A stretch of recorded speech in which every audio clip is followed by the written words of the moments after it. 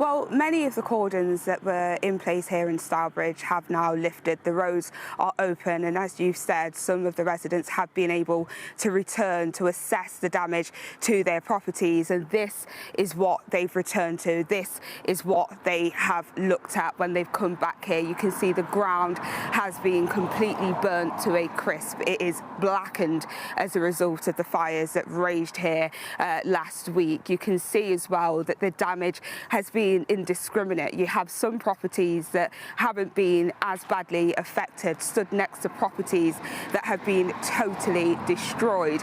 What you may be seeing now is a property where the roof has been completely taken off and the walls are charred.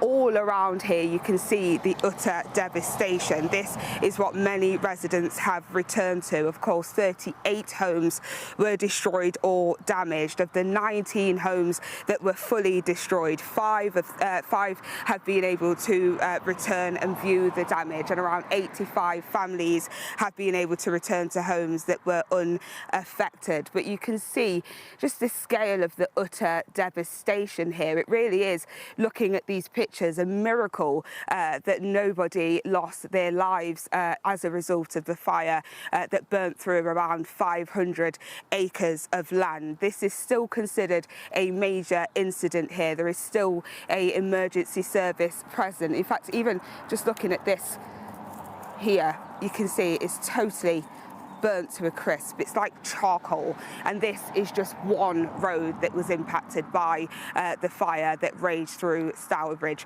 last week. And as you say, nationally there are multiple alerts in place, especially in South Wales. The fire service there said that over the weekend they received an unprecedented amount of calls as they were tackling around 14 fires over the course of the weekend. Nationally, the advice has been to be sensible and to only call emergency services if it is a genuine emergency. That's because many fire services across the country have been experiencing unprecedented calls. In South Wales, they are being backed up by fire services across the country, as well as with military personnel, around 200 military personnel helping out there as well. As I say, nationally, the advice is to be sensible. The ban on disposable barbecues is still in place, although the weather is meant to cool down and we are expecting rainfall in coming days. The land is still incredibly